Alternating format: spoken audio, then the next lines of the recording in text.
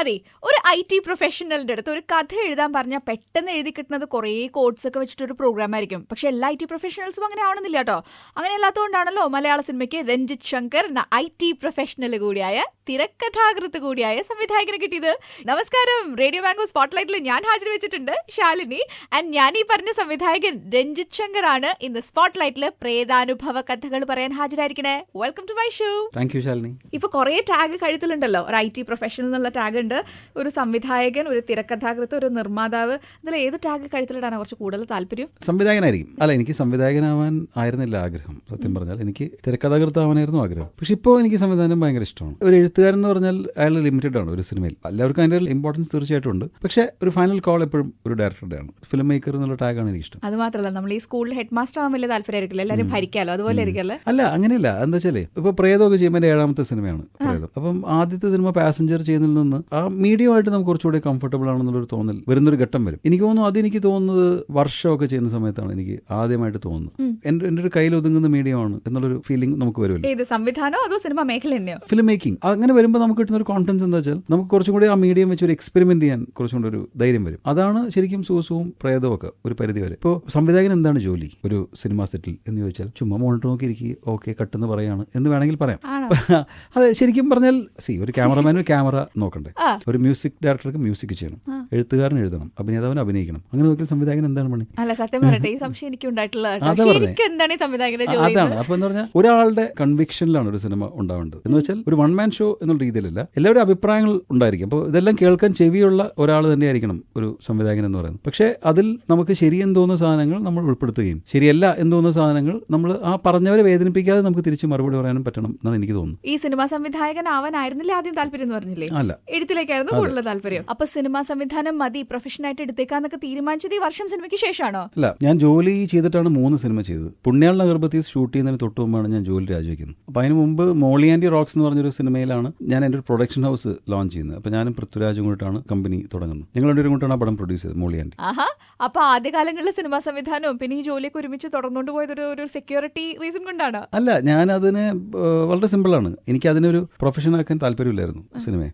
അതെ, പണത്തിന് വേണ്ടി ഒരു സിനിമ ചെയ്യുന്ന ഒരു അവസ്ഥ ഉണ്ടാവണ്ട എന്നുണ്ടായിരുന്നു. നമുക്ക് ഇഷ്ടമുള്ള സിനിമകൾ ഇഷ്ടമുള്ള ചെയ്താൽ മതി എന്നുള്ളൊരു അവസ്ഥയിൽ തന്നെയായിരുന്നു സിനിമ ചെയ്തു തുടങ്ങിയത്. പാഷനൊക്കെ ഭയങ്കര അപകടം പിടിച്ച വാക്കാണ്. Passion first priority in life എന്ന് പറയില്ലേ, സിനിമയേക്കാൾ വലിയ ഒരു പ്രയോറിറ്റി എനിക്ക് എൻ്റെ ലൈഫിലില്ല. അങ്ങനെയൊക്കെ പറയാം. പാഷൻ എന്ന് പറഞ്ഞ് നമ്മൾ ഓവറാക്കണ്ട. പിന്നെ സംഭവിച്ചത് ഈ പുണ്യാളനൊക്കെ ചെയ്യുന്ന സമയപ്പോഴത്തേനും എനിക്ക് രണ്ടും കൂടെ കൊണ്ടുപോകാൻ പറ്റാതെ. ഇപ്പൊ നമുക്ക് രണ്ടിനോടും ഒരു നീതി പുലർത്താൻ പറ്റുക എന്ന് പറഞ്ഞ കാര്യമില്ലേ. അപ്പം it was time I took A call എന്ന് പറയില്ലേ. കമ്പനിന്ന് ചീത്തവിളിയൊന്നും ഉണ്ടായിരുന്നില്ലേ രണ്ടും കൂടി ഒരുമിച്ചൊക്കെ നടത്തുമ്പോൾ? ഇല്ല, അത് ഭയങ്കര സപ്പോർട്ടീവ് ആയിരുന്നു എന്നുള്ളതായിരുന്നു എന്റെ അത്ഭുതകരമായ കാര്യം. കമ്പനിയുടെ പേര് പറയണോ? ശരി, ഇവിടെ ഉണ്ടല്ലോ. ഇപ്പോ നിങ്ങൾക്ക് അതിന് അവസരം കിട്ടാത്തുള്ള അസൂയാണല്ലേ? അതല്ലേ സത്യം. ജ്യൂസ് കുടിക്കാം. രഞ്ജിത്ത് ശങ്കർ എന്ന IT പ്രൊഫഷണൽ സിനിമാ സംവിധായകന്റെ തൊപ്പി അണിഞ്ഞത് 2009 പാസഞ്ചർ എന്ന് പറഞ്ഞ സിനിമയിലൂടെയാണ്. അതെങ്ങനെ പോയി 2016 സൂപ്പർ ഹിറ്റ് ആയിട്ട് ഓടിക്കൊണ്ടിരിക്കുന്ന പ്രേതം എന്ന് പറഞ്ഞ സിനിമയില്ലേ, അവിടെ വരെ എത്തി നിൽക്കുന്നത്. അല്ല, എനിക്ക് ഹൊറർ എനിക്ക് ഭയങ്കര ഇഷ്ടമുള്ള ഒരു ജോണറാണ് സിനിമയിൽ. ഞാൻ ആക്ച്വലി ആദ്യം എഴുതുന്നത് തന്നെ ഒരു ഹൊറർ സീരിയലാണ്. അത് നിഴലുകൾ എന്ന് പറഞ്ഞിട്ട് സീരിയലായിരുന്നു. ഞാൻ എഞ്ചിനീയറിംഗ് ജസ്റ്റ് പഠിച്ച് കഴിഞ്ഞ സമയത്താണ് സ്ക്രിപ്റ്റ് എഴുതിയത് ആ സീരിയലിൽ. അപ്പോൾ അത് കഴിഞ്ഞ് എപ്പോഴും നമുക്ക് താല്പര്യമുള്ളൊരു മേഖലയാണ്. കാരണം നമുക്ക് അറിയാത്ത ഒരുപാട് കാര്യങ്ങൾ. ഇപ്പോൾ നമ്മളെല്ലാവരും മരിച്ചു പോകും നമുക്കറിയാം. പക്ഷെ അത് കഴിഞ്ഞ് സംഭവിക്കുന്നത് നമുക്ക് ആർക്കും അറിയില്ല. ഇപ്പോൾ നമ്മളൊക്കെ വിചാരിക്കുന്നു നമ്മൾ ഭയങ്കര ബുദ്ധിമാന്മാരാണ്, നമ്മൾ ഭയങ്കര സൂപ്പർ ബീയിങ്സ് ആണെന്നൊക്കെ നമ്മൾ വിചാരിക്കുന്നു. പക്ഷെ നമ്മൾ അത്രയും ചെറിയ ആൾക്കാരാണെന്നുള്ളതാണ് അതിന്റെ യാഥാർത്ഥ്യം. അതിന്റെ ബാക്കിയായിട്ടാണോ അതിലൊരു ഡയലോഗ് ഇട്ടിരിക്കുന്നത്, മരിച്ചു കഴിഞ്ഞാൽ പ്രേതത്തിന് ഒട്ടും ബുദ്ധി ഉണ്ടാവില്ല എന്നൊക്കെ പറയണേ? അല്ല, അതിലെന്താ വെച്ചാൽ അത് എൻ്റെ ഒരു point of view on after ലൈഫാണ്. എനിക്ക് പേഴ്സണലി ആലോചിക്കുമ്പോൾ ഒരു സന്തോഷമുള്ള ഒരു കാര്യമാണ്, ഒരു ആശ്വാസമാണ്. സന്തോഷമല്ല എന്താ വെച്ചാൽ നമ്മളെല്ലാവരും മരിച്ചു പോകും നമുക്കറിയാം. പക്ഷെ മരിച്ചു പോയാലും നമുക്ക് ഇവിടെയൊക്കെ തന്നെ ഉണ്ടാവാം. നമുക്ക് ഇടയ്ക്ക് വന്ന് ഇങ്ങനെയൊക്കെ നമുക്ക് ഇഷ്ടമുള്ള ആൾക്കാരൊക്കെ പോയി നോക്കാം, ചില സിഗ്നലൊക്കെ കാണിക്കാം എന്നുള്ളത് എനിക്ക് പേഴ്സണലി അങ്ങനെ വിശ്വസിക്കാൻ ഇഷ്ടമാണ്. അപ്പോൾ അതാണ് ആ സിനിമയിൽ വന്നിട്ടുള്ളത്. ഒരു സിനിമയായിട്ട് ചെയ്യാൻ പേടിയായിരുന്നു സത്യം പറഞ്ഞാൽ. കാരണം പാസഞ്ചർ കണ്ട് എൻ്റെ ഒരു ഓർമ്മയിൽ തന്നെ 7 or 8 തിരക്കഥകൾ ഞാൻ അറ്റംപ്റ്റ് ചെയ്തിട്ടുണ്ട് ഹൊററിൽ. പക്ഷേ എനിക്കതൊന്നും ഷൂട്ട് ചെയ്യാനുള്ള ഒരു ധൈര്യം വന്നില്ല. അതിൽ ഒരു എലമെന്റ് ഓഫ് റിസ്ക് ഭയങ്കര കൂടുതലായിരുന്നു തോന്നി. അതിനുശേഷം ചെയ്ത സിനിമകളെല്ലാം നോക്കി കഴിഞ്ഞാൽ കുറെ കൂടി സോഷ്യൽ ഫിലിംസ് ആണ്. എന്ന് പറഞ്ഞാൽ ഇപ്പോൾ പുണ്യാളനോ അല്ലെങ്കിൽ വർഷമോ സൂസോ അങ്ങനത്തെ ഫിലിംസ് ഒക്കെ ആണെങ്കിൽ അതിൻ്റെ ഒരു അഡ്വാൻറ്റേജ് എന്താ വെച്ചിട്ടുണ്ടെങ്കിൽ അതിൽ മാർജിൻ ഓഫ് എറർ ചെറുതായിട്ടുണ്ട്. ചെറിയൊരു കുഴപ്പമൊക്കെ ഉണ്ടെങ്കിലും ആൾക്കാർ ക്ഷമിക്കും. പക്ഷേ നമ്മളിങ്ങനെ ഒരു ത്രില്ലർ, ഒരു ഹൊറർ എന്നൊക്കെ പറഞ്ഞ് ചെയ്യുമ്പോൾ ഭയങ്കര ഇന്റൻസ് ഡാർക്ക് ഒരു ഫിലിം ചെയ്യുമ്പോൾ അത് അത്ര പക്കയാണെങ്കിൽ മാത്രമേ അത് വർക്ക് ആവത്തുള്ളൂ. ഈ പ്രേതത്തിന്റെ കഥ ശരിക്കും പറഞ്ഞാൽ ഒരു 2 2.5 വർഷം മുമ്പാണ് ആദ്യമായിട്ട് ആലോചിക്കുന്നത്. എന്താ ആദ്യം വന്ന തോട്ട്? ആദ്യം തോട്ട് മൊബൈലാണ്. ബിക്കോസ് അത് വരുന്ന രീതി എപ്പോഴും നമുക്കൊരു കഥയിലെ എക്സൈറ്റ്മെന്റ് എന്ന് പറഞ്ഞാൽ ഇതിങ്ങനെ സാധനം വന്നിട്ടില്ലല്ലോ, ഇത് ചെയ്തിട്ടില്ലല്ലോ ആരും എന്നുള്ള എക്സൈറ്റ്മെന്റ്. അപ്പോൾ അത് തന്നെയായിരുന്നു എനിക്ക് എക്സൈറ്റിംഗ്. കാര്യം ആ മോഡ് ഓഫ് അപ്പിയറൻസ് ഉണ്ടല്ലോ, അത് ടെക്നോളജി ആയിട്ട് ഭയങ്കര ലിങ്ക്ഡ് ആണ്. അതാണ് അതിന്റെ ഫസ്റ്റ് സ്പാർക്കായിരുന്നു. അതിനോടൊപ്പം തന്നെ ഇതൊരു യൂത്ത് ഫിലിമാണ്. ഇപ്പോൾ ശാലിനി സിനിമ കാണാൻ പോയപ്പോൾ തന്നെ പറഞ്ഞല്ലേ, ഉച്ചയ്ക്ക് പോയിട്ടും കൂടുതൽ യുവാക്കളായിരുന്നു എന്ന് പറഞ്ഞു. അത് സന്തോഷമുണ്ട് കേൾക്കുമ്പോൾ. കാര്യം അത് തന്നെ ടാർഗറ്റ് ചെയ്തിട്ടൊരു സിനിമയാണത്. അത് സിനിമ കാണുന്ന ബഹുഭൂരിപക്ഷം പ്രേക്ഷകർ ഇപ്പോൾ ഒരു 15 വയസ്സിനും 20 വയസ്സിനും ഇടയിലുള്ള ചെറുപ്പക്കാരാണ്. അപ്പോൾ അവർക്ക് വേണ്ടി ഞാനൊരു സിനിമ ചെയ്തിട്ടില്ല. എൻ്റെ സിനിമകളെ കുറച്ചുകൂടി മെച്ചുവേർഡ് ഫിലിംസ് ആയിരുന്നു. അപ്പോൾ ഒരു യൂത്തിന് വേണ്ടി ഒരു ഫിലിം അറ്റംപ്റ്റ് ചെയ്യണമെന്ന് ഭയങ്കര ആഗ്രഹം ഉണ്ടായിരുന്നു. ബിക്കോസ് അവരുടെ ഇപ്പോൾ അവർ സംസാരിക്കുന്ന ഭാഷ, അവരുടെ ഇടയിലുള്ള പാരവെപ്പ്, അവരുടെ ഇടയിലുള്ള റൊമാൻസും അതിലത്തെ പോയിന്റ്ലെസ്നെസ്സും എല്ലാം കൂടി വരുന്ന ഒരു കഥ താല്പര്യമുണ്ടായിരുന്നു. ഈ കഥയിൽ ഇതെല്ലാം കൂടെ ചേർന്ന് വരും തോന്നി. പിന്നെ ഇതിൽ വളരെ അണ്ടർലൈങ് ആയിട്ട് സ്മൂത്ത് ആയിട്ട് പോകുന്ന ഒരു ഹ്യൂമർ ട്രാക്ക് ഉണ്ട് ഈ സിനിമ. അത് ഒട്ടും ഫോഴ്സ്ഡ് ആയിട്ട് വരുന്നതല്ല, അത് ഈക്വൽ ഇമ്പോർട്ടൻസ് ഉണ്ട്. അപ്പോൾ അതുകൊണ്ട് തന്നെ എനിക്ക് ഈ സിനിമ അറ്റംപ്റ്റ് ചെയ്യാൻ കുറച്ചുകൂടി കോൺഫിഡൻസ് വരുന്നത് ശരിക്കും ഈ ഒരുപാട് ഘടകങ്ങളാണ് ഹൊററിനോടൊപ്പം ഉള്ളത്. ഈ ഹൊറർ ചെയ്യണമെന്ന് പറയുമ്പോൾ ആദ്യം തന്നെ എല്ലാവരും മനസ്സിലാക്കിയ ഒരു ഡാർക്ക് ഹൊറർ ചെയ്യാന്നുള്ളൂ. ഇതൊരു ഹൊറർ കോമഡി അല്ലേ ചെയ്തത്? ആദ്യം ഹൊറർ കോമഡി അത് തന്നെയാണ്. അത് നമ്മൾ ഞാൻ ആദ്യം പറഞ്ഞില്ല, നമ്മൾ സിനിമയുമായിട്ട് നമ്മൾ കൂടുതൽ പൊരുത്തപ്പെടുന്നു എന്ന് പറയുന്ന സമയത്ത് ഈ മീഡിയത്തിനെ കുറിച്ച് നമ്മൾ ആലോചിക്കുമ്പോൾ ആക്ച്വലി ഒരു ഹൊറർ കോമഡി എന്ന് പറയുന്നത് കമേഴ്ഷ്യലി വളരെ വലിയൊരു ജോണറാണ് സിനിമയിൽ. പക്ഷെ മലയാളത്തിൽ അധികം എക്സ്പ്ലോർ ചെയ്യാത്തൊരു ജോണറാണ്. അതുകൊണ്ട് തന്നെ വന്നാൽ എങ്ങനെയാവുമെന്ന് അറിയില്ല. ഒരു ഭയങ്കര റിസ്കി ജോണറാണ്. കാരണം ഇത് എളുപ്പത്തിൽ പാളിപ്പോകും. ഇപ്പൊ നമ്മളോട് ഇരിക്കുന്നു, പെട്ടെന്ന് നമ്മൾ ചിരിക്കുന്നു, പെട്ടെന്ന് നമ്മൾ പേടിക്കും വേണം. ഇത് രണ്ടും സംഭവിക്കാതിരിക്കാം. അപ്പോൾ വൻ ഡിസാസ്റ്റർ ആയിരിക്കും ഫലം. അപ്പോൾ അല്ല, അങ്ങനെ സംഭവിക്കാം. അപ്പോൾ ഈ കഥയിൽ എന്തോ അതിനൊരു സാധ്യതയുണ്ട് എന്ന് തോന്നി. ഇതിൽ കറക്റ്റ് ആയിട്ട് കൊണ്ടുവരാൻ പറ്റും. പിന്നെ നമ്മളുടെ വിചാരിക്കാനേ പറ്റുള്ളൂ. പിന്നെ ഇത് അതിൽ പെർഫോം ചെയ്യുന്ന ആക്ടേഴ്സും ടെക്നീഷ്യൻസും ഒക്കെ ബാക്കിയൊക്കെ അവരുടെ കയ്യിലാണ്. ഇത് ഭാഗ്യത്തിന് ഈ സിനിമയിൽ എല്ലാം കൂടെ ഒരുപോലെ വന്നു എന്നുള്ളതാണ് നമ്മുടെ ഒരു സന്തോഷം. ഒരു സിനിമയുടെ വിജയം തീരുമാനിക്കുന്ന ഒരുപാട് ഘടകങ്ങളുണ്ട്. അതിൽ പാട്ടുണ്ട്, സ്ക്രീൻ പ്ലേ ഉണ്ട്, സംവിധായകൻ ആരാണ് എന്നതിനോടൊപ്പം തന്നെ അതിൽ ചെയ്തിരിക്കുന്ന റോൾസ് ആരൊക്കെ ഏറ്റെടുത്ത് ചെയ്തിരിക്കണേ എന്നുള്ള കൂടി വരും അല്ലെ. Cast and crew. ഇന്നിപ്പോൾ റേഡിയോ മാംഗോ സ്പോട്ട്ലൈറ്റിൽ എൻ്റെ ഗസ്റ്റ് സംവിധായകൻ രഞ്ജിത്ത് ശങ്കറിന്റെ പ്രേതം എന്ന് പറഞ്ഞ സിനിമയിലും ഈ കാസ്റ്റ് തന്നെയാണ് ഏറ്റവും കൂടുതൽ നമ്മൾ ചിരിപ്പിക്കുന്ന ഒരു ഫാക്ടർ കേട്ടോ. സിനിമ കാണുമ്പോൾ മനസ്സിലാവും. ഈ ഒരു ഹൊറർ കോമഡി എന്ന് പറഞ്ഞ ജോണറിൽ പിടിക്കാൻ കരുതിയിട്ടാണ്. എന്നാൽ പിന്നെ കുറച്ച് കോമഡി പറയുന്ന ആർട്ടിസ്റ്റിനും കൂടി ഇട്ടേക്കാൻ കരുതി അജു വർഗീസിനെ കിട്ടുന്നത്, ഷറഫുദ്ദീനെയൊക്കെ. ഞാൻ പറഞ്ഞല്ലോ, ഇത് ഒരിക്കലും ഈ കാസ്റ്റിംഗ് ഇങ്ങനെയൊന്നും ആയിരുന്നില്ല.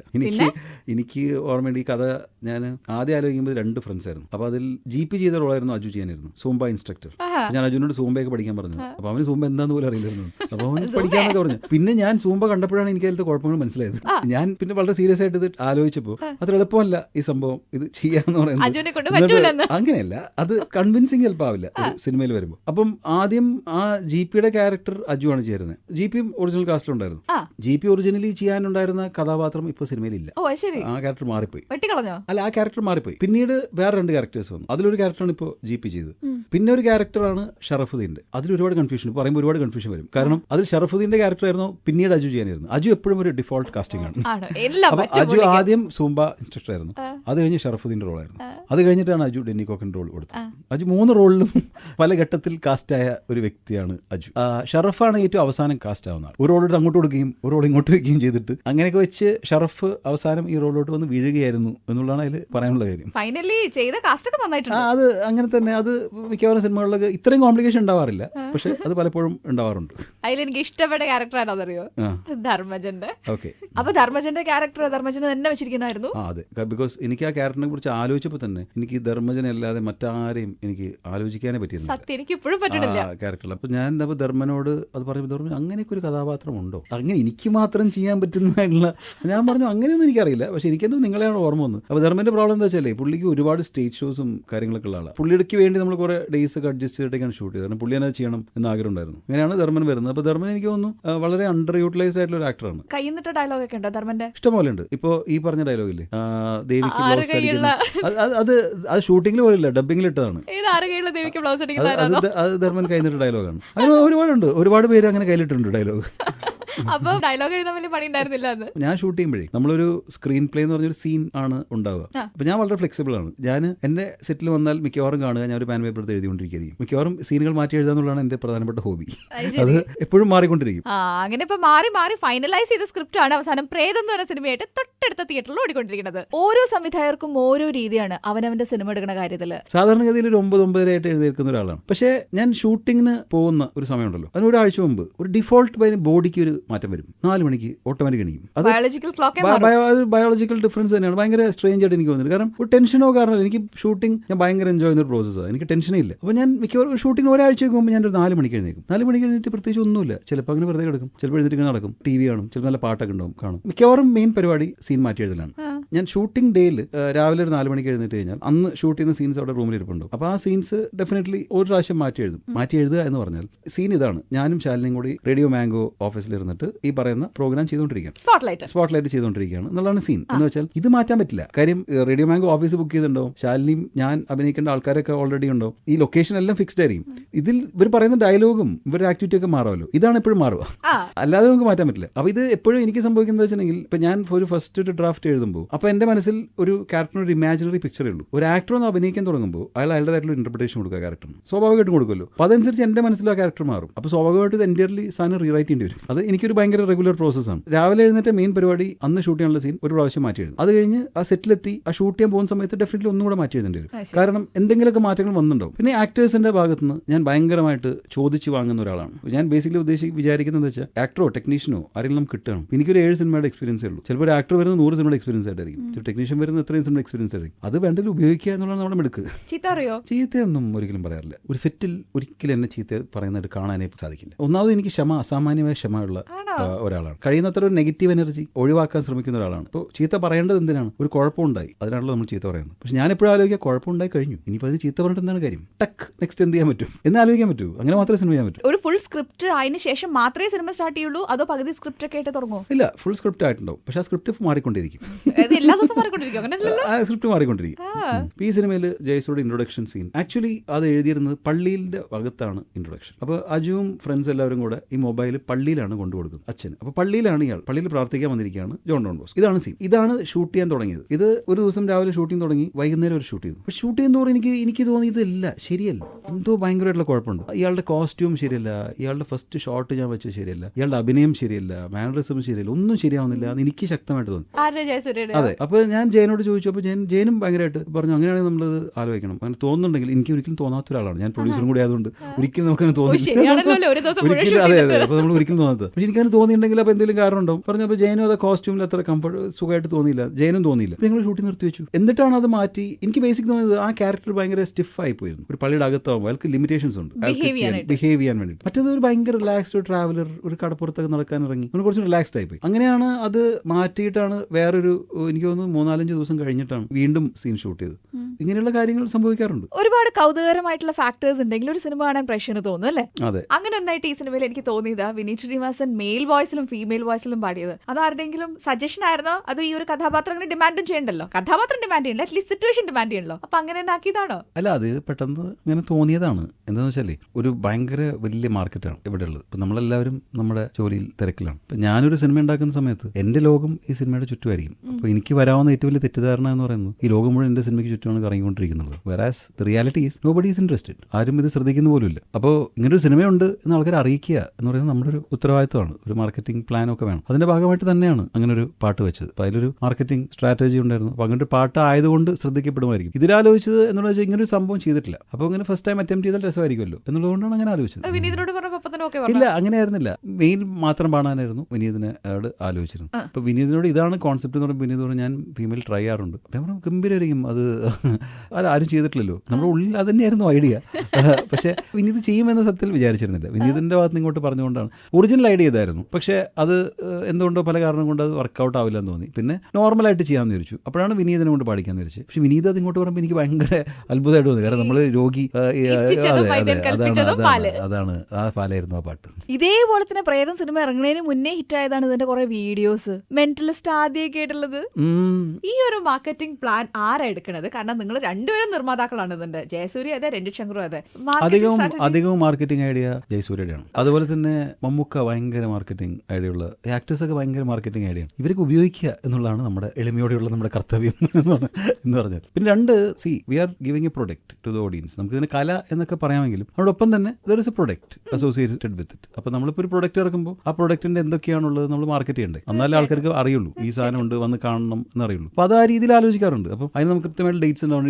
ഈ ഡേറ്റിൽ ഒരു ട്രെയിലർ ഇറങ്ങണം, അത് തിയേറ്ററിൽ വരണം, ഇവിടെ വരണം, അത് ഇങ്ങനെ ഉണ്ടാവണം, ഇങ്ങനെ ഉണ്ടാവണം എന്നുള്ള ഐഡിയാസ് ഉണ്ടാവാറുണ്ട്. അത് കമ്പൈൻഡ് ഡിസിഷൻസ് ആണ്. എല്ലാവരുടെ ഭാഗത്തുനിന്നും സജഷൻസും ഐഡിയാസും വരാറുണ്ട്. അപ്പോൾ അതിൽ നമുക്ക് എല്ലാവർക്കും നല്ലതെന്ന് തോന്നുന്നതാണ് സ്വീകരിക്കുന്നത്. ചുരുക്കത്തിൽ ജയസൂര്യയിലുണ്ട് മാർക്കറ്റിംഗിന്റെ കുറെ കാശൊക്കെ നമുക്ക് ലാഭിച്ചു. അത് തീർച്ചയായിട്ടും. അത് നമ്മളിപ്പോൾ ചെയ്യുമ്പോൾ ഈ ഒരു ആക്ടർ ഇൻവോൾവ് ആകുമ്പോൾ എപ്പോഴും നമുക്ക് ഒരുപാട് അഡ്വാൻറ്റേജസ് ഉണ്ട്, അതിൻ്റെതായിട്ടുള്ള അഡ്വാൻറ്റേജസ് ഉണ്ട്. ഈ റൗണ്ടിന്റെ പേര് ഷൂട്ട് ഔട്ട് അറ്റ് സ്പോട്ട്ലൈറ്റ് എന്നാണ്. ഇതിൽ ഞാൻ പടപടയുന്ന ചോദ്യങ്ങൾ ചോദിക്കും, അതിനനുസരിച്ചുള്ള ഉത്തരങ്ങളും തന്നെ. ഒരുപാട് ആലോചിക്കുകയും ചെയ്യരുത് കേട്ടോ. ആലോചന ഇല്ലല്ലോ എനിക്ക്. അതാണ് ഒരു ഗുണം, ഇത് പെട്ടെന്ന് തീർന്നോളൂ. രഞ്ജിത്ത് ശങ്കർ ഡിപ്ലോമസിയുടെ ആശാനാണ്. Yes or no? ഒരു പരിധി വരെയാണ്. Yes or no? യെസ് ആണല്ലേ? അപ്പൊ പിന്നെ ഞാൻ കൂടുതലൊന്നും പ്രതീക്ഷിക്കുന്നു. എന്നാലും നോക്കാം. ആദ്യം പറഞ്ഞാൽ കുഴപ്പമില്ല, ആദ്യം കീഴടങ്ങി. അല്ലെങ്കിൽ പിന്നെ അത് ഞാൻ പറഞ്ഞു. കണ്ടു പേടിച്ച പ്രേത സിനിമ ശ്രീകൃഷ്ണ പരുന്ത് ആദ്യമായിട്ട് മോഹൻലാലിന്റെ. ഞാൻ ആ സിനിമ കണ്ട് തൃശ്ശൂർ രാംദാസ് തിയേറ്ററിൽ സിനിമ കഴിഞ്ഞ് കാറിൽ നിന്ന് ഇറങ്ങി വീട്ടിൽ നിന്ന് എനിക്ക് ഡോറിലേക്ക് നടക്കാൻ എനിക്ക് പേടിയായിരുന്നു. അതെ. ആരെങ്കിലൊക്കെ രഞ്ജിത്തേട്ടാ ആരാണത്? കണ്ട് ചിരിച്ച പ്രേത സിനിമ ഓർമ്മ വരുന്നില്ല. അച്ഛോ ഇല്ല, ഓർമ്മ വരുന്നില്ല. ഏതാണ് കണ്ടു ചിരിച്ച പ്രേത സിനിമ? എനിക്കോ? ഞാൻ കണ്ടു ചിരിച്ച സിനിമ പ്രേതം. ഗുഡ്. എനിക്ക് തന്നെ അത് പറയാൻ പറ്റില്ലല്ലോ, അതുകൊണ്ട് ഞാൻ അത് ഒരിക്കലും പറയില്ല. ഞാനൊരു അഹങ്കാരിയാണെന്ന് വിചാരിച്ചല്ലോ. കൂടുതൽ ഇഷ്ടം വെള്ളം ഉടുപ്പിട്ട പ്രേതാണോ, കളർ ഡ്രസ് ഇട്ട പ്രേതാണോ, അതോ ശരീരമില്ലാത്ത പ്രേതാണോ? ശരീരമില്ലാത്ത പ്രേതമാണ്. അതാണോ പേടിപ്പിക്കുന്നത്? അല്ല, അങ്ങനെ ചിന്തിക്കാനാണ് എനിക്കിഷ്ടം. ശരീരം ഓൾറെഡി ഉണ്ടല്ലോ, അത് കത്തി പോയിട്ടല്ലേ പ്രേതമാവുന്നത്, പിന്നെ എന്തിനാണ് ഒരു ശരീരം? ശരി. കാണാൻ ഇഷ്ടം മമ്മൂട്ടി പടം, മോഹൻലാൽ പടം, രജനീകാന്ത് പടം, മമ്മൂട്ടി പടം. ഫോറിൻ ഫിലിംസ് അടിച്ചു മാറ്റി മലയാളത്തിലാക്കുന്നതിൽ തെറ്റില്ല. Yes or no? എനിക്ക് ചോദിച്ചോണ്ട് വെച്ച് ഫോറിൻ ഫിലിംസ് എനിക്ക് യെസ് ഓർണോ കിട്ടുന്നില്ല, അതാണ്. എന്ത് പറഞ്ഞാലും തെറ്റുണ്ട് എന്നാണ് എൻ്റെ അഭിപ്രായം. അപ്പൊ ഇത് യെസ് ആണോ നോ ആണോ? അപ്പൊ യെസ്. യെസ് നോ, അതാണ് പറഞ്ഞത്. അതെനിക്ക് കിട്ടാതിരുന്നത്. അതാണ് ചോദിച്ചത്. അതെ, തെറ്റുണ്ട് എന്നാണ് എൻ്റെ അഭിപ്രായം. ഞാനത് വിശ്വസിക്കുന്നില്ല. ശരി. എന്റെ നായകന്മാരിൽ ഞാൻ കൂടുതൽ കംഫർട്ടബിൾ ദിലീപായിട്ടാണോ, പൃഥ്വിരാജായിട്ടാണോ, മമ്മൂട്ടിയായിട്ടാണോ? ജയസൂര്യ തന്നു കഴിഞ്ഞാൽ അത് പറയും. അങ്ങനെ ഉത്തരം പറയാൻ പറ്റില്ല. എന്ന് വെച്ചാൽ ഓരോ സിനിമ ചെയ്യുന്ന സമയത്ത് അവരായിട്ട് ഭയങ്കര കംഫർട്ടബിൾ ആയിരുന്നു. ഈ മൂന്നെണ്ണം ചെയ്തതിൽ വെച്ചിട്ട് കൂടുതൽ കംഫർട്ടബിൾ ആയിട്ടുള്ള ഒരു സെറ്റ് മൂന്ന് പേരുമായിട്ടും ദിലീപ് ബേട്ടൻ എന്ന് പറഞ്ഞാൽ അന്ന് പാസഞ്ചറിന്റെ സമയത്ത് നമ്മൾ വളരെ കുറച്ച് ഇൻട്രഡക്ഷൻ ഉണ്ടായിട്ടുള്ളൂ. പൃഥ്വിയായിട്ടൊക്കെ ഭയങ്കര കംഫർട്ടബിളാണ്. ഞാൻ പറഞ്ഞല്ലോ, മമ്മൂക്കായിട്ട് ഭയങ്കര കംഫർട്ടബിൾ ആയിരുന്നു വർഷം ചെയ്യുന്ന സമയത്ത്. അപ്പം അവസാനം ഈ പറഞ്ഞ കൂട്ടത്തിൽ മമ്മൂക്കയാണ് വർക്ക് ചെയ്തത്, അതുകൊണ്ട് മമ്മൂക്കയാണെന്ന് പറയാം. കൂട്ടത്തില് സെൻഡ് ചെയ്യാൻ ബെസ്റ്റ് ആരാ പറയണത്? ദിലീപാണോ, ജയസൂര്യാണോ, പൃഥ്വിരാജാണോ? പൃഥ്വിരാജാണ്. എനിക്ക് ഇപ്പോൾ ഈ അടുത്ത് ഞാൻ പറയുകയും ചെയ്തു, അവൻ നന്നായിട്ട് ഈ സെന്റിമെന്റൽ സീൻസ് ഭയങ്കര നന്നായിട്ട് അഭിനയിക്കുന്നുണ്ട് എന്ന് എനിക്ക് ഒരു സിനിമ കണ്ടപ്പോൾ തോന്നുകയും ഞാൻ പുള്ളിനെ വിളിച്ച് പറയുകയും ചെയ്തതാണ്. ഈ സിനിമ ജെയിംസ് അനാലിസ് ആണോ? അല്ല. പിന്നെ ഏതാ ഈ അടുത്ത് വന്നത് സിനിമ? ഏതാണെന്ന് എനിക്ക് ഓർക്കുന്നില്ല. ഈ റൗണ്ടിന്റെ പേര് ഷൂട്ട് ഔട്ട് അറ്റ് സ്പോട്ട്ലൈറ്റ് എന്നാണ്. ഇതിൽ ഞാൻ പടപടയുന്ന ചോദ്യങ്ങൾ ചോദിക്കും, അതിനനുസരിച്ചുള്ള ഉത്തരങ്ങളും തന്നെ. ഒരുപാട് ആലോചിക്കുകയും ചെയ്യരുത് കേട്ടോ. ആലോചന ഇല്ലല്ലോ എനിക്ക്. അതാണ് ഒരു ഗുണം, ഇത് പെട്ടെന്ന് തീർന്നോളൂ. രഞ്ജിത്ത് ശങ്കർ ഡിപ്ലോമസിയുടെ ആശാനാണ്. Yes or no? ഒരു പരിധി വരെയാണ്. Yes or no? യെസ്. ആണല്ലേ? അപ്പൊ പിന്നെ ഞാൻ കൂടുതലൊന്നും പ്രതീക്ഷിക്കുന്നു. എന്നാലും നോക്കാം. ആദ്യം പറഞ്ഞാൽ കുഴപ്പമില്ല, ആദ്യം കീഴടങ്ങി. അല്ലെങ്കിൽ പിന്നെ അത് ഞാൻ പറഞ്ഞു. കണ്ടു പേടിച്ച പ്രേത സിനിമ ശ്രീകൃഷ്ണ പരുന്ത് ആദ്യമായിട്ട് മോഹൻലാലിന്റെ. ഞാൻ ആ സിനിമ കണ്ട് തൃശ്ശൂർ രാംദാസ് തിയേറ്ററിൽ സിനിമ കഴിഞ്ഞ് കാറിൽ നിന്ന് ഇറങ്ങി വീട്ടിൽ നിന്ന് എനിക്ക് ഡോറിലേക്ക് നടക്കാൻ എനിക്ക് പേടിയായിരുന്നു. അതെ. ആരെങ്കിലൊക്കെ രഞ്ജിത്തേട്ടാ ആരാണത്? കണ്ട് ചിരിച്ച പ്രേത സിനിമ ഓർമ്മ വരുന്നില്ല. അച്ഛോ ഇല്ല, ഓർമ്മ വരുന്നില്ല. ഏതാണ് കണ്ടു ചിരിച്ച പ്രേത സിനിമ? എനിക്കോ? ഞാൻ കണ്ടു ചിരിച്ച സിനിമ പ്രേതം. ഗുഡ്. എനിക്ക് തന്നെ അത് പറയാൻ പറ്റില്ലല്ലോ, അതുകൊണ്ട് ഞാൻ അത് ഒരിക്കലും പറയില്ല. ഞാനൊരു അഹങ്കാരിയാണെന്ന് വിചാരിച്ചല്ലോ. കൂടുതൽ ഇഷ്ടം വെള്ളം ഉടുപ്പിട്ട പ്രേതാണോ, കളർ ഡ്രസ് ഇട്ട പ്രേതാണോ, അതോ ശരീരമില്ലാത്ത പ്രേതാണോ? ശരീരമില്ലാത്ത പ്രേതമാണ്. അതാണോ പേടിപ്പിക്കുന്നത്? അല്ല, അങ്ങനെ ചിന്തിക്കാനാണ് എനിക്കിഷ്ടം. ശരീരം ഓൾറെഡി ഉണ്ടല്ലോ, അത് കത്തി പോയിട്ടല്ലേ പ്രേതമാവുന്നത്, പിന്നെ എന്തിനാണ് ഒരു ശരീരം? ശരി. കാണാൻ ഇഷ്ടം മമ്മൂട്ടി പടം, മോഹൻലാൽ പടം, രജനീകാന്ത് പടം, മമ്മൂട്ടി പടം. ഫോറിൻ ഫിലിംസ് അടിച്ചു മാറ്റി മലയാളത്തിലാക്കുന്നതിൽ തെറ്റില്ല. Yes or no? എനിക്ക് ചോദിച്ചോണ്ട് വെച്ച് ഫോറിൻ ഫിലിംസ് എനിക്ക് യെസ് ഓർണോ കിട്ടുന്നില്ല, അതാണ്. എന്ത് പറഞ്ഞാലും തെറ്റുണ്ട് എന്നാണ് എൻ്റെ അഭിപ്രായം. അപ്പൊ ഇത് യെസ് ആണോ നോ ആണോ? അപ്പൊ യെസ് നോ, അതാണ് പറഞ്ഞത്. അതെനിക്ക് കിട്ടാതിരുന്നത്. അതാണ് ചോദിച്ചത്. അതെ, തെറ്റുണ്ട് എന്നാണ് എൻ്റെ അഭിപ്രായം. ഞാനത് വിശ്വസിക്കുന്നില്ല. ശരി. എന്റെ നായകന്മാരിൽ ഞാൻ കൂടുതൽ കംഫർട്ടബിൾ ദിലീപായിട്ടാണോ, പൃഥ്വിരാജായിട്ടാണോ, മമ്മൂട്ടിയായിട്ടാണോ? ജയസൂര്യ തന്നു കഴിഞ്ഞാൽ അത് പറയും. അങ്ങനെ ഉത്തരം പറയാൻ പറ്റില്ല. എന്ന് വെച്ചാൽ ഓരോ സിനിമ ചെയ്യുന്ന സമയത്ത് അവരായിട്ട് ഭയങ്കര കംഫർട്ടബിൾ ആയിരുന്നു. ഈ മൂന്നെണ്ണം ചെയ്തതിൽ വെച്ചിട്ട് കൂടുതൽ കംഫർട്ടബിൾ ആയിട്ടുള്ള ഒരു സെറ്റ് മൂന്ന് പേരുമായിട്ടും ദിലീപ് ബേട്ടൻ എന്ന് പറഞ്ഞാൽ അന്ന് പാസഞ്ചറിന്റെ സമയത്ത് നമ്മൾ വളരെ കുറച്ച് ഇൻട്രഡക്ഷൻ ഉണ്ടായിട്ടുള്ളൂ. പൃഥ്വിയായിട്ടൊക്കെ ഭയങ്കര കംഫർട്ടബിളാണ്. ഞാൻ പറഞ്ഞല്ലോ, മമ്മൂക്കായിട്ട് ഭയങ്കര കംഫർട്ടബിൾ ആയിരുന്നു വർഷം ചെയ്യുന്ന സമയത്ത്. അപ്പം അവസാനം ഈ പറഞ്ഞ കൂട്ടത്തിൽ മമ്മൂക്കയാണ് വർക്ക് ചെയ്തത്, അതുകൊണ്ട് മമ്മൂക്കയാണെന്ന് പറയാം.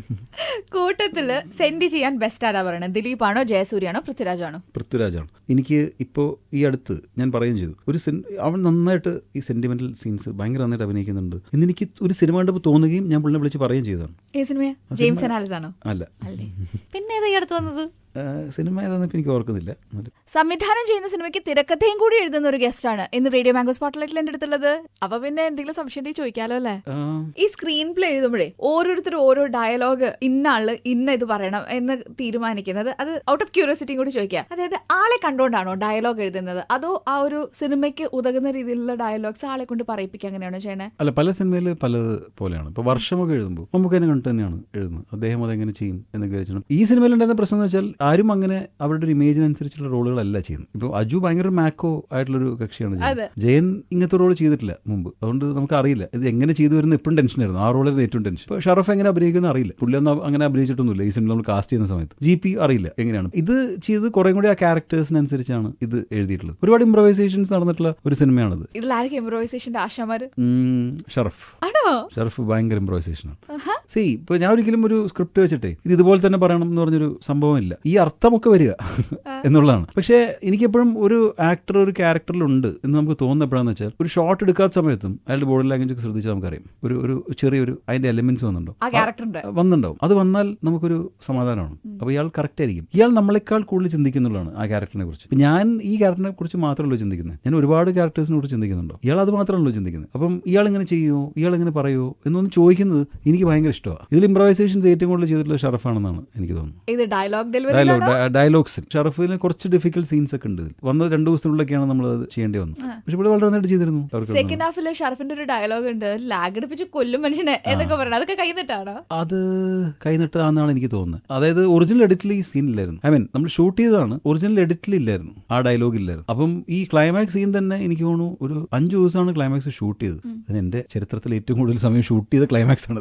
ഒരു സീനാണ് 5 ദിവസം ഷൂട്ട് ചെയ്തത്. ആ 5 ദിവസം ഷൂട്ട് ചെയ്ത ക്ലൈമാക്സ് ഏതാണ്ട് 10 ദിവസം എഡിറ്റ് ചെയ്തു. ഒരു 20 വെർഷൻ എഡിറ്റ് ചെയ്തു. എന്നിട്ടും എനിക്ക് തോന്നി നമ്മുടെ ബേസിക് പേടി എന്താ വെച്ചാൽ നമ്മളൊരു കമേഴ്ഷ്യൽ ഫിലിമാണ് അറ്റംപ്റ്റ് ചെയ്യുന്നത്. ലാസ്റ്റ് റീൽ എൻ്റെ ഒരു റൂമിന്റെ ഉള്ളിലാണ് ഇങ്ങനെ ഇരുന്ന് സംസാരിക്കുകയാണ്. അപ്പോൾ അത്രയും 10-20 മിനിറ്റ് ഉണ്ട്. അത് ആൾക്കാർക്ക് തോന്നാത്തതാണ്.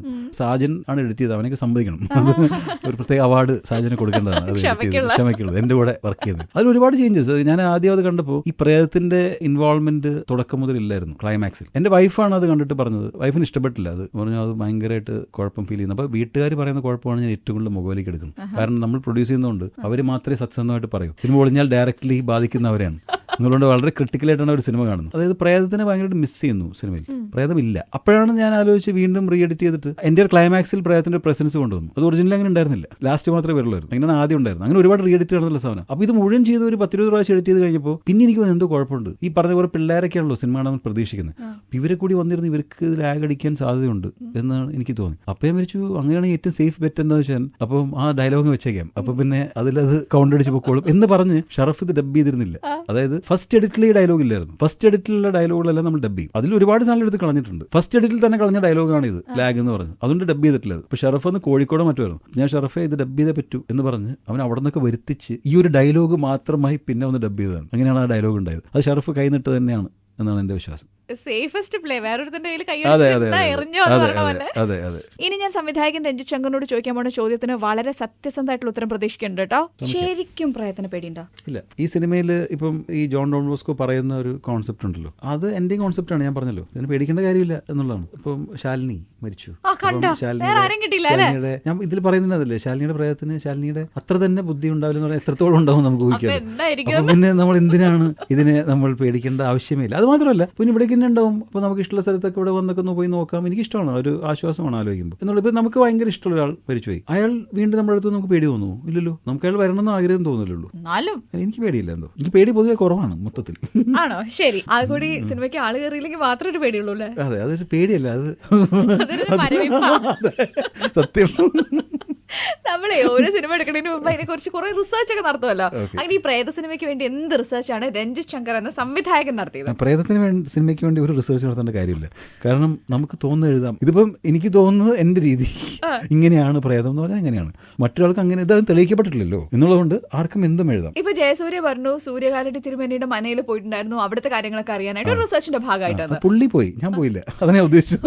അങ്ങനെ നല്ലതാണ്, ഒരു ആക്ടർ റിസർച്ച് ചെയ്യുന്ന നല്ലതല്ലേ. അപ്പം ഇത് എഴുതി വെക്കപ്പെട്ട കാര്യങ്ങളല്ല അതിലുള്ളത്, പക്ഷേ സ്വന്തമായിട്ട് തോന്നിയ കോൺസെപ്റ്റാണ്, പ്രേതത്തെ കുറിച്ചുള്ള കോൺസെപ്റ്റാണ് ആ സിനിമയിൽ. എല്ലാ സിനിമയിലും അങ്ങനെയാണെന്ന് എനിക്ക് തോന്നിയിട്ടുള്ളത്. ഇപ്പോൾ എങ്ങനെയാണ് ഒരു പുതിയ ഒരു ആർട്ട് ഫോം ഉണ്ടാവുന്നത്, അല്ലെങ്കിൽ പുതിയൊരു പെയിന്റിംഗ് ഉണ്ടാവുന്നത്, എങ്ങനെ പുതിയൊരു കഥ ഉണ്ടാവുന്നത്. ഒരു കഥകൾ തന്നെ എടുത്തു കഴിഞ്ഞിട്ടുണ്ടെങ്കിൽ ഒറിജിനൽ എന്ന് പറയാവുന്ന 10-20 കഥ ഉണ്ടാവുള്ളൂ. ഇതൊക്കെ എത്രയോ വർഷം മുമ്പ് ആളുകൾ എഴുതി കഴിഞ്ഞു. ഈ കഥ തന്നെയാണ് ആൾക്കാർ വീണ്ടും പറഞ്ഞുകൊണ്ടിരിക്കുന്നത്. ദെൻ എങ്ങനെ പുതിയൊരു സിനിമ ഉണ്ടാവുന്നു, അല്ലെങ്കിൽ എങ്ങനെ പുതിയ പെയിന്റിംഗ് ഉണ്ടാവുന്നു, എങ്ങനെ പുതിയ പാട്ടുണ്ടാവുന്നു. നമ്മളെല്ലാവരും വളരെ യൂണീക്ക് ആയിട്ടുള്ള ഹ്യൂമൻ ബീങ്സ് ആണ്. ഞാൻ ചിന്തിക്കുന്ന പോലെ ലോകത്തിൽ എനിക്ക് മാത്രമേ ചിന്തിക്കാൻ പറ്റുള്ളൂ, അല്ലെങ്കിൽ ശാലിനി ചിന്തിക്കുന്ന പോലെ ശാലിനി ശാലിനിക്ക് മാത്രമേ ചിന്തിക്കാൻ പറ്റുള്ളൂ. ഈ ഒരു ചിന്ത എന്ന് പറയുന്നത് നമ്മുടെ മീഡിയം ആദ്യം എന്താണെന്ന് തിരിച്ചറിയുക. എൻ്റെ മീഡിയം സിനിമയാണ്. അതിൽ എൻ്റെ ഒരു ചിന്ത എന്ന് പറഞ്ഞാൽ ഒരു ഹൊറർ ഫിലിം ചെയ്യാൻ പോകണം, ഇതാണ് വരാൻ പോകുന്നത്. അപ്പം ആ ഒരു കാഴ്ചപ്പാട് ഒരു നമ്മുടെ മാധ്യമം ഏതാണോ അതിലൂടെ അവതരിപ്പിക്കുമ്പോൾ സത്യസന്ധമായിട്ട് അവതരിപ്പിച്ച് കഴിഞ്ഞാൽ അത് കണക്ട് ചെയ്യും എന്നുള്ളതാണ് എനിക്ക് തോന്നിയിട്ടുള്ളത്. അങ്ങനെയാണ് പുതിയ ഒരു ആർട്ട് ഫോം ഉണ്ടാവുന്നതാണ് എൻ്റെ ഒരു വിശ്വാസം. ഇതിപ്പോ ഈ സിനിമ ഇൻഡസ്ട്രി ഭയങ്കരമായിട്ട് വിശ്വാസങ്ങളുള്ള ഇൻഡസ്ട്രി എന്ന് പറയില്ലേ, അങ്ങനെയാകുമ്പോൾ പ്രേതകഥകളൊക്കെ ഇഷ്ടം പോലെ ഉണ്ടാവില്ല ഓരോരുത്തർക്ക് പറയാനായിട്ട്. അങ്ങനെ വല്ല പ്രേതകഥയൊക്കെ ആരെങ്കിലും പറഞ്ഞു കേട്ടിട്ടുണ്ടോ ഇൻഡസ്ട്രിയിൽ? കേട്ടോ, ഇൻഡസ്ട്രിയിൽ ഇപ്പോൾ ഇസ്ര എന്ന് പറഞ്ഞ പൃഥ്വിരാജിന്റെ സിനിമയുടെ ഷൂട്ടിംഗിൽ ഭയങ്കര ഉണ്ടായെന്നൊക്കെ പറഞ്ഞ ന്യൂസ് വന്നല്ലോ. അപ്പൊ അത് ഉണ്ടായിരിക്കാം, നമുക്ക് തോന്നിയില്ല. നമ്മുടെ സെറ്റിൽ കുഴപ്പമൊന്നും ഉണ്ടായിരുന്നില്ല. പിന്നെ ഇതൊരു കോമഡി ആയതുകൊണ്ടായിരിക്കാം, അതായിരിക്കാം പ്രേതം ശ്രമിച്ചതായിരിക്കാം ചിലപ്പോൾ. ഇങ്ങനെ ആയിക്കൂടാകില്ല.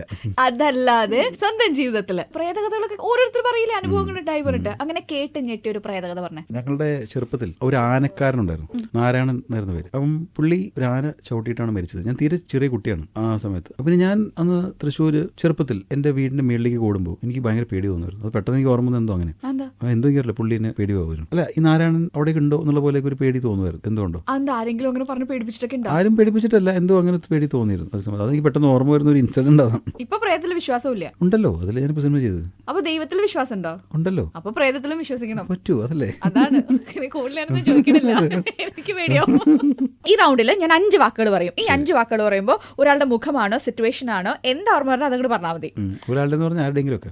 ഞാനൊരു വേർഡ് പറയുമ്പോൾ ചിലപ്പോൾ ഒരാളുടെ മുഖമാവാം, അല്ലെങ്കിൽ ഒരു സിറ്റുവേഷൻ ആയിരിക്കും. ഒരാളുടെ എന്ന് പറഞ്ഞാൽ ആരുടെയെങ്കിലും. ശരി, ഓക്കെ.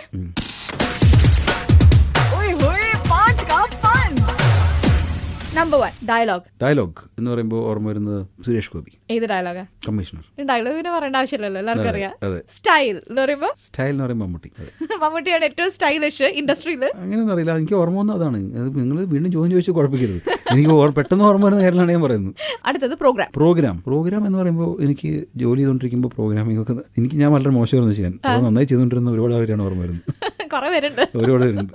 ബോറിംഗ് എന്ന് പറയുമ്പോൾ ബോറിംഗ് ഞാൻ അത്യാവശ്യം നല്ല ബോറിംഗ് ആണ് സ്വയം. ആരെങ്കിലും പറഞ്ഞോ? പിന്നെ ഒരുപാട് പേര് പറയുന്നുണ്ട്. ഒരുപാട് പേര്. അത്ര ബോറിംഗ് ഒന്നുമല്ലല്ലോ. അതാണ്, അത് പറയാൻ വേണ്ടിയിട്ടല്ലേ ഞാൻ പറഞ്ഞത്. സക്സസ് എന്ന് പറയുമ്പോഴോ? Success is very relative. നമുക്ക് പെട്ടെന്ന് അതിനെ ഒരു ജഡ്ജ് ചെയ്യാൻ പറ്റില്ല. എനിക്ക് സക്സസ് എന്ന് തോന്നുന്നായിരിക്കണമല്ലോ വേറെ ആൾക്ക് സക്സസ് അല്ല, സ്വയം തോന്നുന്നു പറഞ്ഞാൽ മതി. ഹാപ്പിനെസ്. സക്സസ് വരുമ്പോൾ ഹാപ്പിനെസ് വരും. ഹാപ്പിനെസ് എന്നല്ല, സക്സസ് ഈസ് ഹാപ്പിനെസ്. അതായത് നമ്മൾ സക്സസ് എന്ന് പറഞ്ഞാൽ ഒരുപാട് കാര്യങ്ങൾ ചെയ്യുന്നു, സക്സസ്ഫുൾ ആണെന്ന് തോന്നുന്നു. പക്ഷെ ultimate goal is to be happy. അപ്പം ആ ഹാപ്പിനെസ് എന്ന് പറയുന്നത് ചെറിയ കാര്യങ്ങളിൽ കണ്ടെത്താൻ ശ്രമിക്കുന്നവരാണ് ഏറ്റവും ഭാഗ്യവാന്മാർ എന്ന് എനിക്ക് തോന്നിയിട്ടുണ്ട്. ഞാൻ അങ്ങനെയല്ല എന്നുള്ളതൊരു ദൗർഭാഗ്യകരമാണ്. അപ്പൊ നമുക്ക് ഹാപ്പിനെസ് കിട്ടാൻ കുറെ പാടുപെടണം. മെന്റലിസ്റ്റ് എന്ന് പറഞ്ഞൊരു സംഭവം തന്നെ ഈ ലോകത്തുണ്ടെന്ന് മനസ്സിലായി. സത്യം പറയാലോ, ഞാൻ പ്രേത സിനിമ കണ്ടപ്പോഴാട്ടോ. ഇപ്പൊ ഒരു മെന്റലിസ്റ്റ് എന്ന് പറഞ്ഞിട്ടുള്ള ഒരു ജോലി, ഇപ്പൊ ആദ്യം എന്ന് പറഞ്ഞ മെന്റലിസ്റ്റിനെ പരിചയപ്പെട്ട വഴിയാണല്ലോ ഇങ്ങനെ ഒരു മെന്റലിസ്റ്റ് എന്ന് പറഞ്ഞിട്ടൊരു കോൺസെപ്റ്റ് തന്നെ വന്നത്. എങ്ങനെയായിരുന്നു ഇദ്ദേഹത്തെ പരിചയം? ഞാൻ പുള്ളിനെ ആദ്യം കാണുന്നത് പുണ്യാളന ഗർഭത്തീസിന്റെ 100ാം ദിവസം സെലിബ്രേഷൻ ഉണ്ടായിരുന്നു. അപ്പൊ ആ സെലിബ്രേഷനിൽ പുള്ളി ഒരു പ്രോഗ്രാം ചെയ്തിരുന്നു. പിന്നെ അതിനുശേഷം പലപ്പോഴും ചെറിയ രീതിയിലുള്ള മീറ്റിംഗ്സ്, പിന്നെ ഈ സിനിമയായിട്ട് ബന്ധപ്പെട്ടാണ് അധികം നമ്മൾ കൂടുതൽ ഇന്ററാക്ട് ചെയ്യാനും സംസാരിക്കാനൊക്കെ തുടങ്ങിയത്. ഇതിന്റെ കുറെ വീഡിയോസ് ഞാൻ കണ്ടിട്ടുണ്ട്. ഇപ്പം ഈ ഒരു സിനിമയായിട്ട് ബന്ധപ്പെട്ടിട്ടാണെങ്കിലും മെന്റലിസ്റ്റിന്റെ കൂടെയുള്ള കുറെ വീഡിയോസ് ഒക്കെ ആദിയുടെ കൂടെ ഉള്ളത്, അതിൽ മുഴുവൻ ജയസൂര്യയുടെ ഉള്ളിലുള്ള രഹസ്യങ്ങളാണ് ആദി ചൂഴ്ന്നെടുക്കുന്നത്. ഇതുപോലെ സ്വന്തം രഹസ്യങ്ങൾ എന്തൊക്കെയാ ചൂഴ്ന്നെടുത്തിട്ടുള്ളത്? എന്റെ ചെയ്യാൻ പറ്റില്ല, ഞാൻ അതിനേക്കാളും വലിയ മെന്റലിസ്റ്റ് ആണ്. അപ്പോൾ അങ്ങനെ വർക്ക് ചെയ്യാൻ പറ്റില്ല. 2 മെന്റലിസ്റ്റുകൾ ഒരുമിച്ച് വർക്ക് ചെയ്താൽ അത് വർക്കാവില്ല എന്നുള്ളതുകൊണ്ടാണ്. എന്നെ ചെയ്തിട്ടുണ്ട്, വീഡിയോസ് ഇറക്കാം. അത് ജയസൂര്യ ഒരു പോപ്പുലർ ആക്ടർ ആയതുകൊണ്ട് ആദ്യം അദ്ദേഹത്തിന് ഇറക്കിയെന്നുള്ളൂ. എന്റെ കാണുന്ന ആൾക്കാർ അത്ര താല്പര്യം ഉണ്ടാവില്ലല്ലോ, അതുകൊണ്ട് നമ്മൾ പിന്നെ പതുക്കെ ഇറക്കാൻ വിചാരിച്ചു. ഞെട്ടിയത് എന്ത് രഹസ്യം കണ്ടുപിടിച്ചപ്പോഴാ? ഞാൻ ഒരു സ്കെപ്റ്റിക് ആയതുകൊണ്ട് നമ്മളിതിനെ ഒരു മറ്റേ ദോഷൈക ദീർഘ കൂടി കാണുള്ളൂ. അതെന്താണ് ഇയാൾ കാണിക്കുന്നത് എന്നുള്ള ചിന്തയോടെ കാണുള്ളൂ. എന്നിട്ടും എന്റെ ഫോണിന്റെ പാസ്വേഡൊക്കെ പുള്ളി കണ്ടുപിടിച്ചിട്ടുണ്ട്.